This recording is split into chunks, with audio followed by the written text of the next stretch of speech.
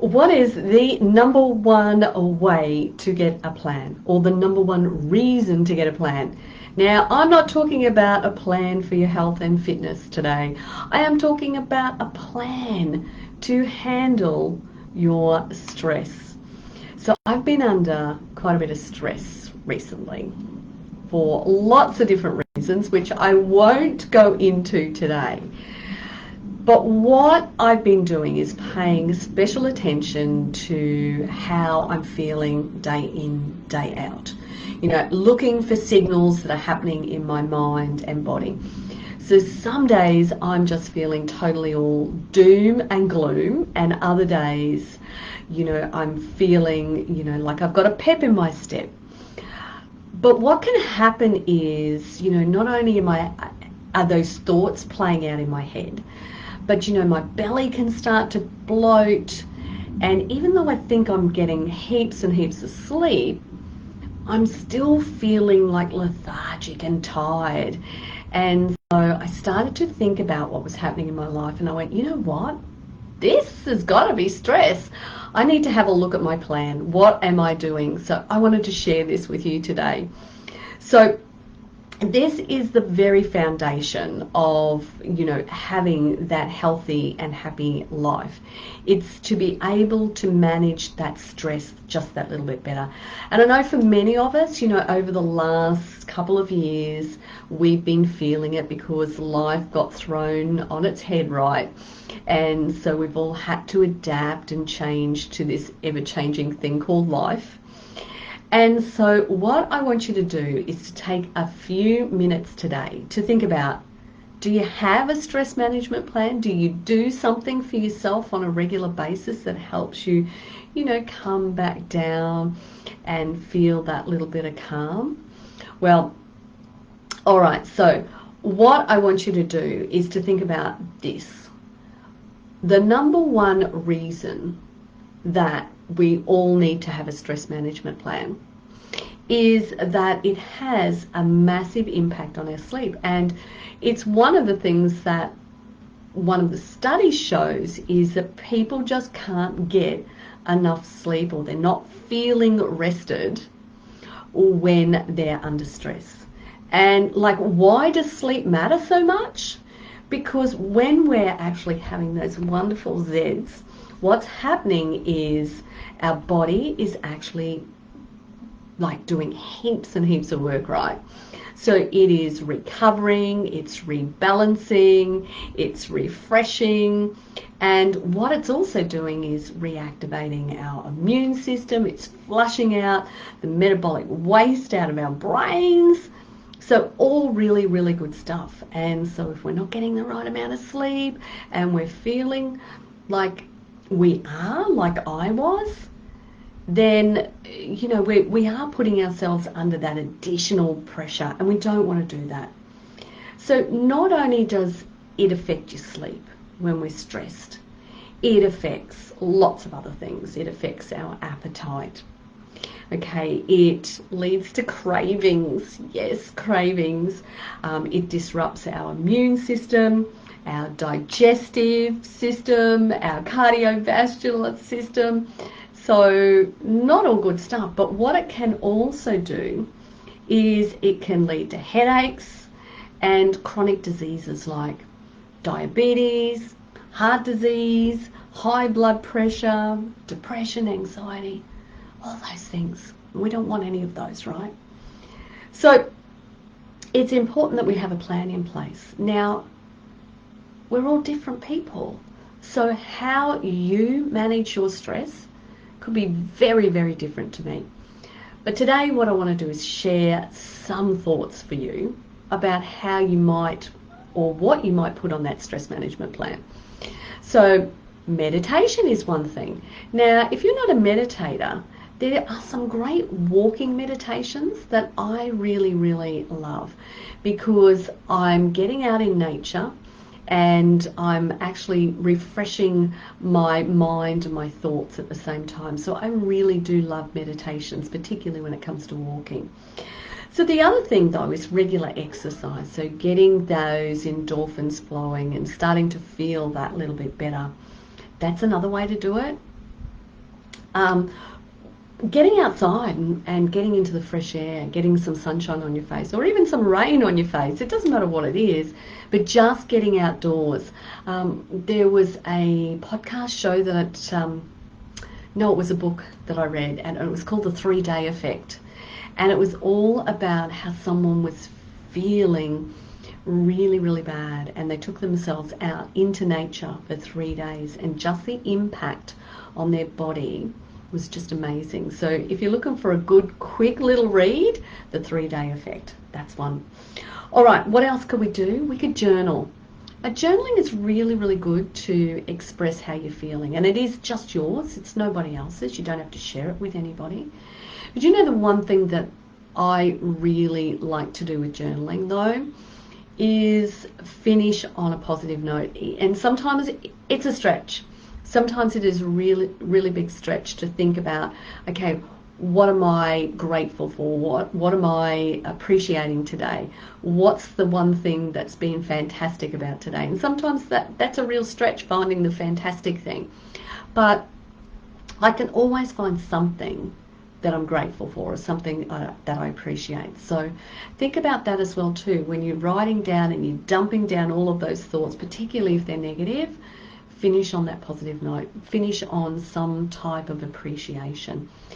Hey, the other little tip I've got for you is to get barefoot. Get barefoot outside though. Get on the grass and feel the grass underneath your feet. Love that. Okay.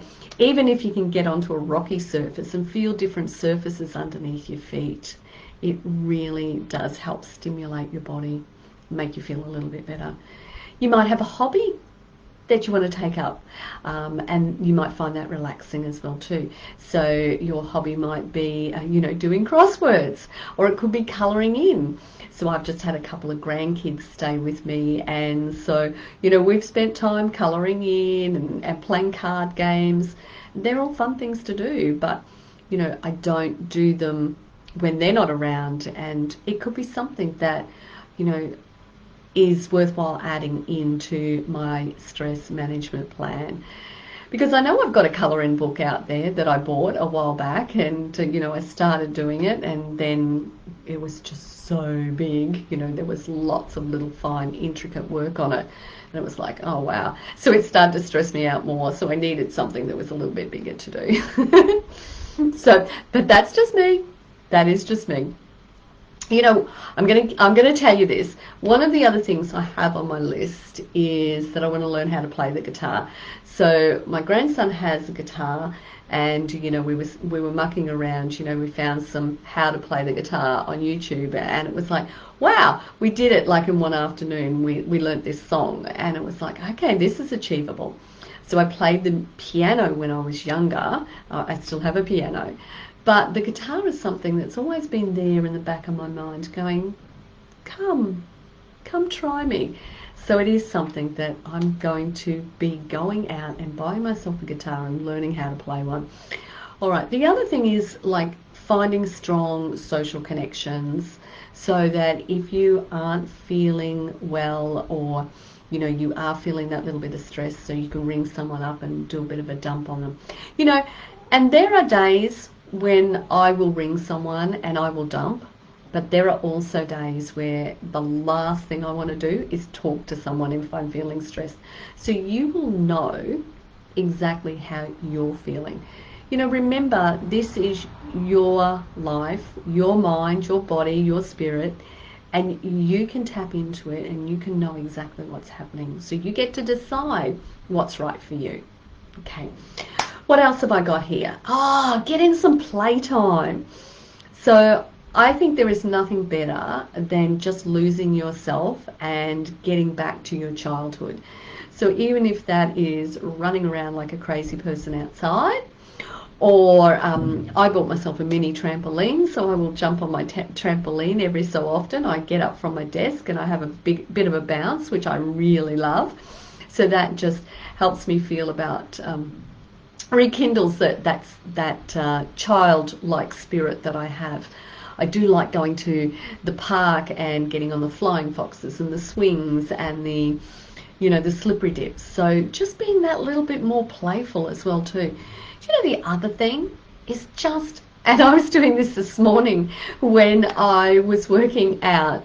So one of my stress management tools is to work out. And so sometimes I listen to music, other times I don't. But this morning, I wanted to listen to Bat Out of Hell by Meatloaf. And I remember seeing him in concert at Festival Hall in Brisbane. So I'm showing my age here. And so I was up there, working out and singing along with it, and it just really changed everything in me. It really helped me feel like fantastic. The other thing we could do is maybe even have a little bubble bath. Now, I just love it when I get to have a bubble bath because, I'm on tank water. I have to rely on rain to fill up my tanks. And so, when we have to watch the amount of water that we use. So if we get a big downpour and all the tanks are starting to overflow, it's like happy days.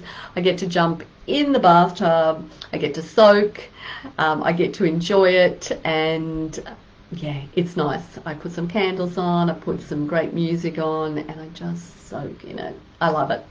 All right.